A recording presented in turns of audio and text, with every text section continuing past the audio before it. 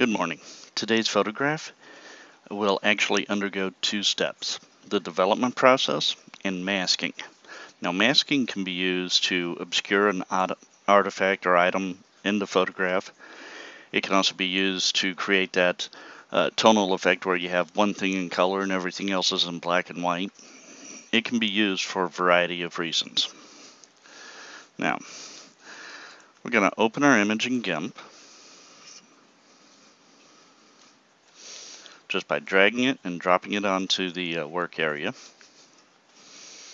Now, if your camera keeps rotation information and you're prompted to rotate, unless you want to rotate it within Gimp, go ahead and hit rotate. Now, as always, the first thing I'm going to do is duplicate this image through Image Duplicate, so we are not working on the original. I like to save my originals so I can go back and play with them again in the future if I so desire. Okay, so here is our image, and let me get this to fit the window. Now let's go ahead and shrink wrap. There we go. And let me get this window out of the way. Alright, so as you can see, it's a fairly crisp and sharp image. Looks really good. It came out better than I anticipated. But there's the annoying fence behind them. So we will be masking that out. But let's start with the basic development. Let's go ahead and rename this original layer to original. And let's go ahead and call this curves. Now curves, if you've seen my other video, is my new favorite first step. You can fix your brightness, contrast, you can fix color issues, and it essentially works as your levels as well. Now on this particular photograph,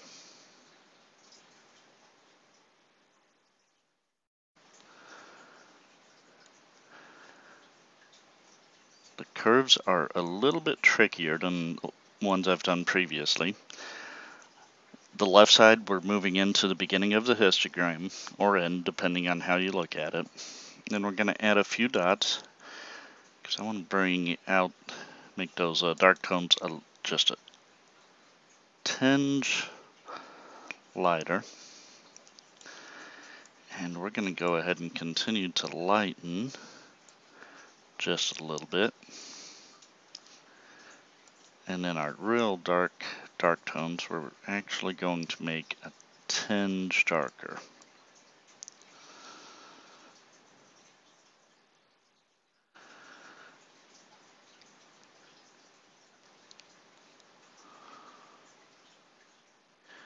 And I believe right about there will do just fine. We're going to go ahead and hit OK. And we're going to hide our curves to look at the original. And now let's look at our new developed photograph. And as you can see, it's a world of difference. Let's go into 100% here. And I always try to make certain that the eye is what the focus is. Now there is a little bit of grain to this image. Not much though. So we will do a real light, mild selective blur to get rid of that grain, and then we'll sharpen it up. So let's go ahead and duplicate this, and let's go ahead and do our selective blur. Now there was a time when I used to use a plugin called Wavelet Denoise, and that plugin actually worked wonders. However, I don't believe they've updated it for the newest version of Gimp, or if they have, I can't seem to find it. So I had to learn a different way to correct for grain, and hence came the selective blur. Now on this, I'm going to look at someplace that is the absolute grainiest, and I'm going to put the select,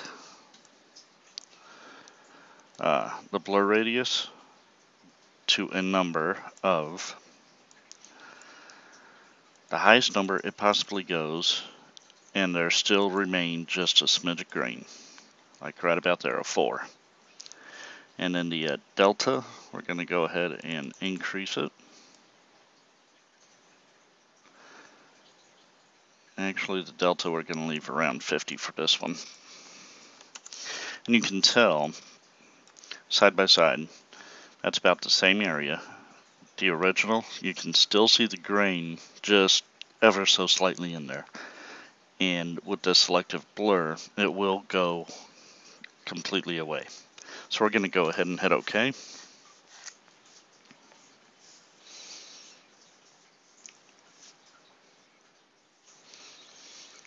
And then our next step will be to go ahead and use unsharp mask to bring back out the details. And there's with a little bit of grain, you can see it even in the eye. And this is no grain. It's a great photograph, just a little bit soft now. So now we're actually going to use the unsharp mask. And the unsharp mask is a very beneficial tool. Before we do that, I'm going to go ahead and go back out to a larger view, which is zoom, fit image into window. And now we're going to go to colors, components, decompose, and we want to choose HSV, which stands for hue, saturation, and value. Now what happens is a new image is popped open with 3 layers, hue, saturation, and value. Now we work off the value layer so we can hide the other 2, hue and saturation. Now again, we're going to go into 100%, and we're actually going to focus on the bird's eye. Now let's make certain we stay on this. Now we'll go into filters, enhance, unsharp mask. Now let me find the eye in the little preview window. Right about there. Okay. So at its basic, you can see a little bit more detail. We're going to actually raise the amount to 1. And that looks good to me. So we're going to go ahead and hit OK. That's going to take a few seconds to do its thing. You can see the progress indicator underneath the window. And now what we want to do is we actually want to send this back to our image. And to do that, we go to Colors, Components, Recompose. It takes that now sharper image and tosses it back to our original. We don't need to save the changes on that. And if we hide unsharp mask, we can see where the selective blur is still soft, and then the unsharp mask just brings it out that much more. And you can see the effect better if you zoom in, so we're going to go back up to 100%. Get back up here to his eye. There's the selective blur, and there's the unsharp mask.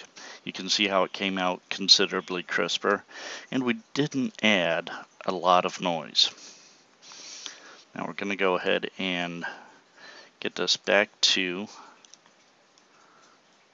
the view for the window. So we're going to go zoom, fit image in window, and you can see the keyboard shortcut for your operating system to the right.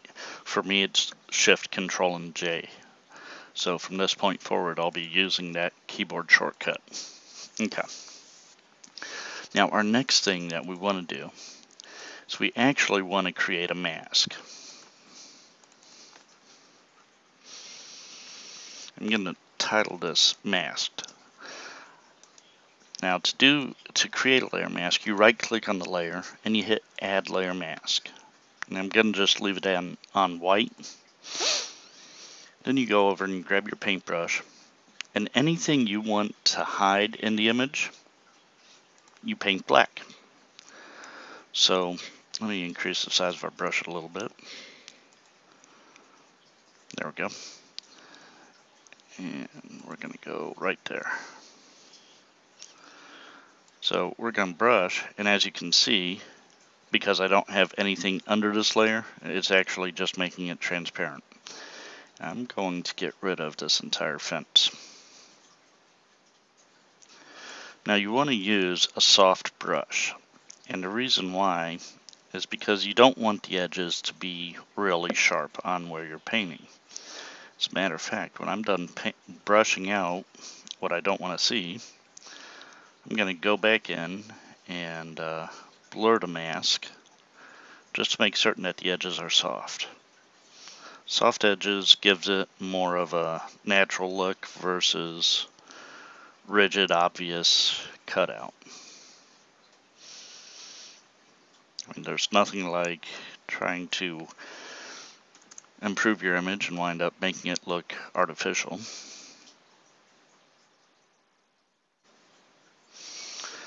And I zoom in frequently so I can make certain I'm getting as close as possible. Another way to do this is by using the Select tool. But for right now, I'm just going to show you the brush method and encourage you to play around with the Select tool.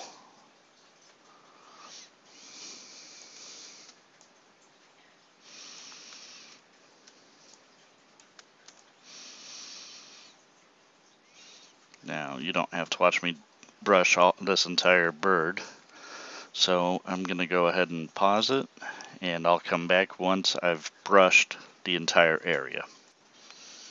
Okay, actually creating the entire mask did not take as long as I anticipated. It only took about another 7 minutes. Now what I'm going to do is make certain that the mask is selected, and we're going to soften that by going into Filters, Blur, Gaussian Blur. And we're going to use a relatively low number because we don't need to blur it to the extreme. And if we look at like the beak here, that looks about right. So we're just going to go ahead and hit OK.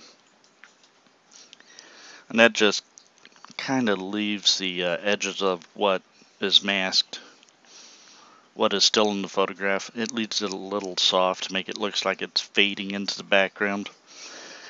And that brings up my next point. That is what we need as a background. Now the background I've decided to use is from an older photograph with an older camera, which is not of the same megapixel, so that in itself could have some issues, but I think we can work around it. I'm going to go to File, Open as Layers. I'm going to go find the picture I'm looking for. And bear with me, it's going to just take a few minutes here. That one's not bad, but not the one I was thinking of. Okay.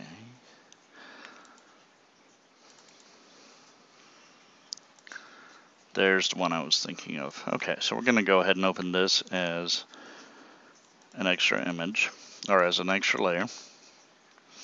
And you can see how incredibly small it is. So I'm actually going to scale this up.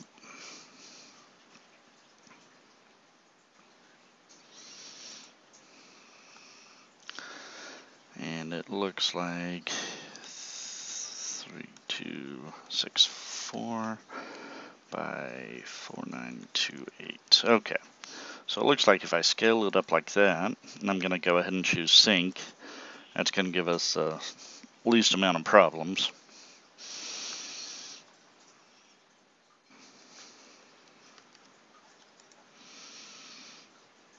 Okay.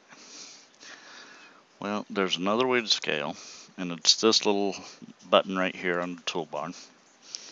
We're going to scale this. We're going to scale the height to what it says on the top of our border, 4928, and we're going to go ahead and hit scale.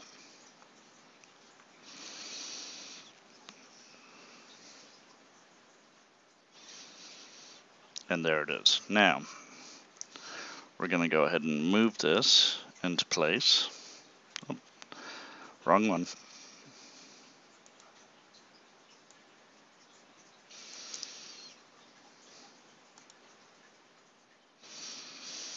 Now, the nice thing about the move tool is instead of pick a layer or guide, you can move the active layer. we have this layer selected.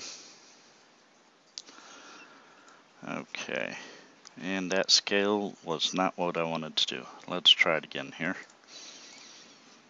You want to make certain this little chain is linked here so that it gives you both width and height and kind of keeps the aspect ratio in good standing. So we're going to go to 4928. We're going to go ahead and hit scale.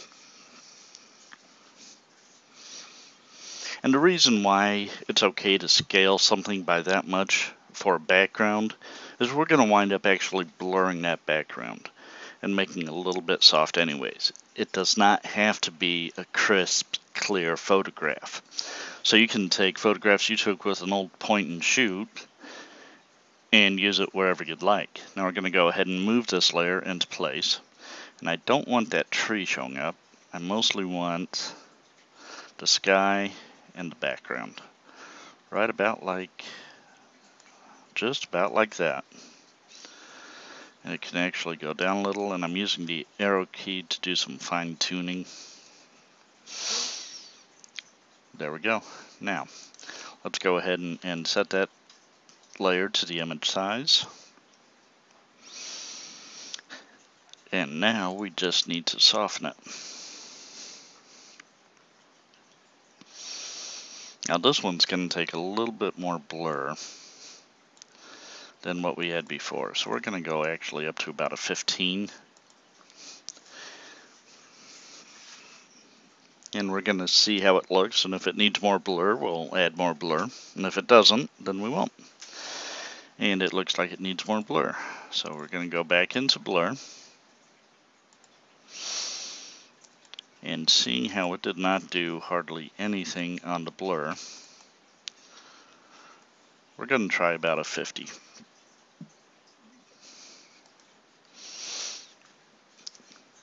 Like I said before, the background really does not need to be hardly visible at all. And looking at my photograph, it looks like I may have a few little artifacts I need to make certain I get masked.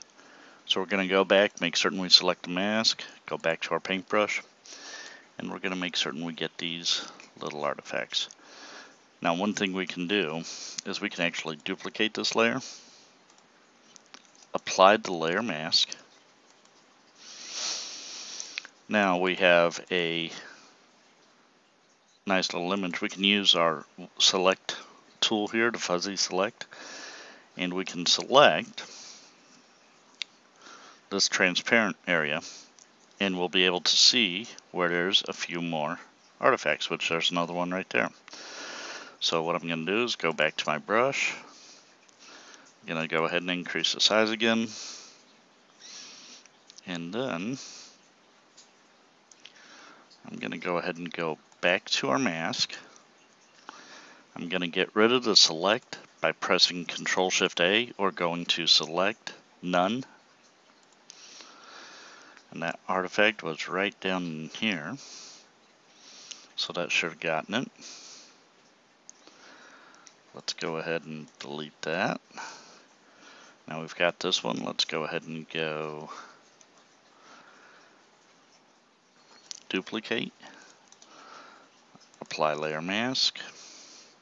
Now let's see what it has here. And I believe that was the only artifact I saw. Yeah. And I'm just going to check every area for additional artifacts. There was a few more in that one and a few more there, but I'm not going to worry about going back and making it perfect for this tutorial. The biggest purpose of this tutorial is to give you an idea on how to do things.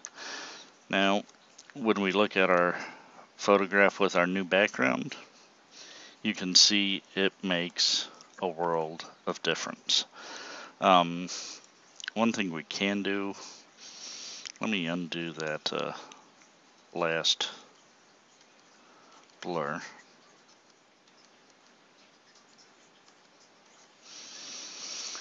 Now, Gimp has a series of undos which you can keep using for at least a little while until you run into the last one.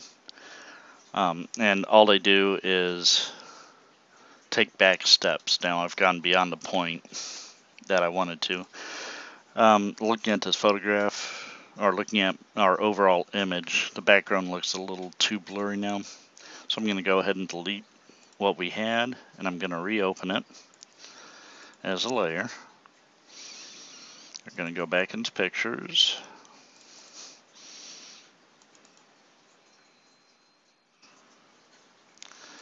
And we're going to go ahead, reopen our image. Now we're going to go ahead and hit our scale tool. And we're going to go 4930. Give myself a little bit more room this time, make it easier to line up.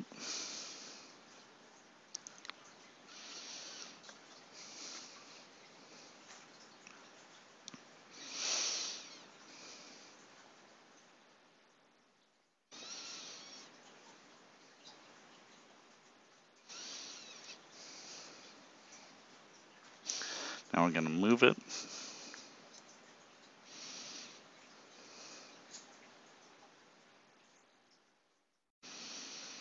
Right there. Maybe down just a smidge. Oh, not that far. Okay. Now we're going to go ahead and layer to image size. And we're going to move it down below our masked image. And we still do need to soften it at least a little bit. So let's go back into filters blur. Let's do Gaussian blur. And instead of 50, let's just do 25.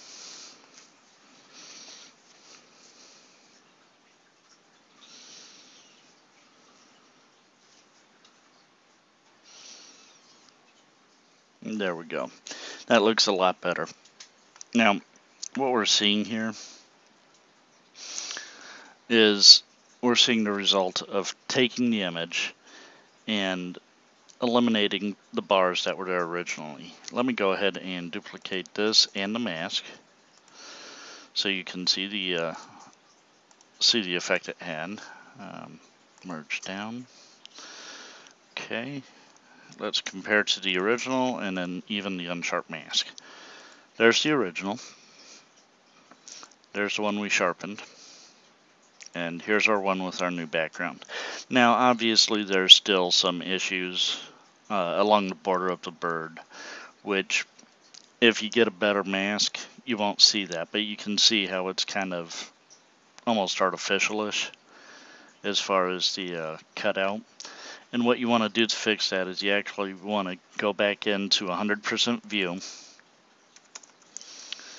And you want to work along the edges, and you want to make certain that even right there you can see a little bit of the bars and whatnot. But you can use the lasso tool, the free select tool, and just click on various spots, or even draw by holding down the left click and making your selection. And then you can add to that by holding the shift key.